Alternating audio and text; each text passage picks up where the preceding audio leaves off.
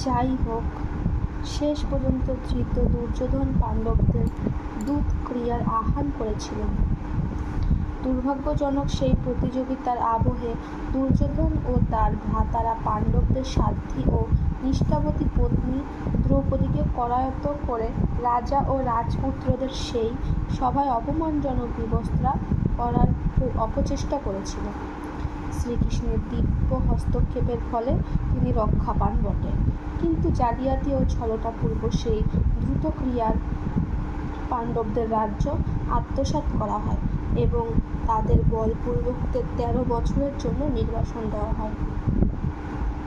নির্বাসন থেকে ফিরে আসার পর পাণ্ডবেরা দুর্যোধনের কাছে ন্যায়সম্মতভাবে তাদের রাজ্য ফিরিয়ে দেওয়ার জন্য অনুরোধ করলে সে সরাসরি সেই প্রস্তাব প্রত্যাখ্যান করে।